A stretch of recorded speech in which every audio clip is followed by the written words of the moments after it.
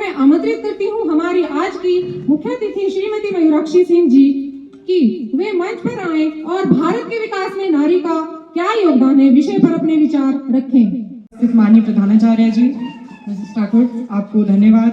प्रधान जी, आज के मुख्य वक्ता, आदरणीय अध्यापकगण, मेरे प्यारे साथियों, बहनों और खासकर मेरी प्यारी विरासत की बहनों, जिनके बिना मेरा कोई भी मिशन अधूरा ही रह जाता है। आज उनका सहयोग नहीं रहता तो शायद हम जो सोशल वर्क कर रहे हैं, जो हमने अचीवमेंट्स पाई हैं अभी तक, तो उनके बिना अधूरी है। तो धन्यवाद आप सभी को मेरी बहनों। आज मैं आपके सामने एक बहुत ही प्रेरणादायक विषय पर बोलने जा रही हूँ। नया भारत और उसमें महिलाओं की जो भूमिका है उसके बारे में मैं थोड़ा उस पर रोशनी डालना चाहूँगी। कहा गया है, यत्र नार्यस्तु पूजन्ते रमन्ते तत्र देवता। जहाँ जहाँ नारियों की पूजा होती है, जिस जिस घर में नारियों की पूजा होती है, उस घर में देवता प्रसन्नता से वास करते हैं। भारत जैसे देश में जहाँ मातृशक्ति को देवी रूप में पूजा जाता है, वहाँ आज का भारत एक नए युग में प्रवेश कर रहा है।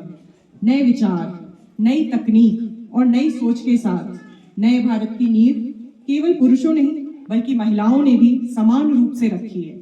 नया भारत केवल ऊंची इमारतों, लेटेस्ट टेक्नोलॉजी, डिजिटल वर्ल्ड, अंतरिक्ष मिशनों का नाम ही नहीं है। नया भारत वह है जहां हर नागरिक को समान अवसर मिल रहा है, जहां युवाओं में इनोवेशन, एंटरप्रेन्योरशिप, नवीनता की भावना और जहां परंपरा और प्रगति दोनों का सुंदर संगम है। उसे हम नया युग कहते हैं। वह भारत है जहां बेटियां अब केवल सपने नहीं देखती बल्कि उन्हें साकार भी कर रही हैं। भारत में महिला की भूमिका सशक्त और निर्णायक है। पहले जहां बेटियां, बहुएं उनकी शिक्षा पर सवाल उठा करते थे, आज वही बेटियां आईएएस बन रही हैं, वैज्ञानिक बन रही हैं, डॉक्टर, पायलट। आज हमको अपनी बहू बेटियों को उन्हें सक्षम बनाने के लिए हम सबको एक योगदान करना चाहिए और पूरा उनके सहयोग करना चाहिए कि उन्हें हम अच्छे से एजुकेशन दे सकें।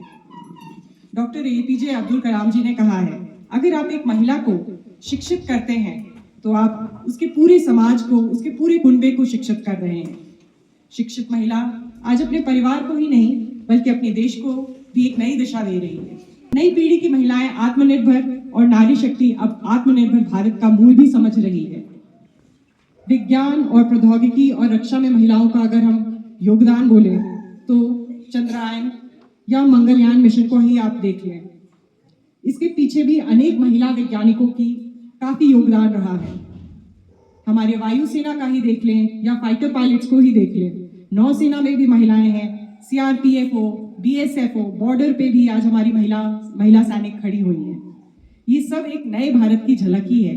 फर्स्ट फाइटर पायलट मैं रीवा मध्य प्रदेश से हूँ और मुझे बहुत गर्व होता है कि हमारे रीवा से, एक छोटी जगह से भी, जो यहाँ इंडिया की फर्स्ट फाइटर पायलट हैं अवनी चतुर्वेदी जी, वो हमारे रीवा से ही निकली है। अब महिला केवल घर की लक्ष्मी ही नहीं बल्कि राष्ट्र की रक्षा की दुर्गा भी है। आज की भारतीय महिला केवल देखभाल तक सीमित नहीं रह गई है, वह कॉर्पोरेट ऑफिस में, स्टार्टअप हो, कृषि हो, राजनीति हो, हर क्षेत्र में अपनी उपस्थिति दर्ज करवा रही है। नया भारत उन महिलाओं के लिए है जो मेक इन इंडिया और स्टार्टअप इंडिया जैसे अभियानों को गति दे रही हैं। गांव की महिलाएं स्वयं सहायता समूह, सेल्फ हेल्प ग्रुप्स के माध्यम से ग्राम की अर्थव्यवस्था की रीढ़ बन चुकी है। बेरोजगारी में महिलाओं ने एक महत्वपूर्ण भूमिका निभाई है और एक एग्जाम्पल सेट कर रहे हैं, जहां पे रेवेन्यू जनरेट कैसे हम एक इनकम का सोर्स बन सकते हैं, वो हमारी ग्रामीण महिलाओं से ही सीखना पड़ता है। उन्होंने अपने स्किल को, अपने टैलेंट को रोजगार का एक पॉइंट बनाया है कि किस तरह से हम उससे अपना एक इनकम का सोर्स बना सकते हैं, अपने स्किल्स को, अपने जो आइडियाज को। तो इसी में मैं बोलूँगी कि उनसे हमें प्रेरणा लेनी चाहिए। पहले जहाँ बेटियाँ, हम उनको एक बोझ की तरह समझते थे, आज वहीं बेटियाँ परिवार की शान और पहचान बन चुकी हैं। चाहे बेटी हो या बहू हो, हमें उन्हें समानता से देखना चाहिए। पर अभी भी हमारे समाज में काफ़ी चुनौतियाँ हैं जो हमें स्वीकार करना होगा और अभी भी बहुत कुछ काम करना होगा। ग्रामीण क्षेत्रों में शिक्षा, सुरक्षा और समान अवसरों की कमी अभी भी है।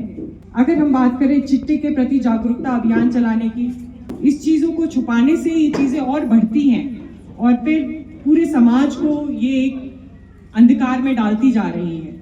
लेकिन अगर समाज मिलकर ये काम करे तो कोई भी बाधा इतनी बड़ी नहीं है। नया भारत तभी साकार हो जब बेटी सुरक्षित हो, शिक्षित हो और सम्मानित हो।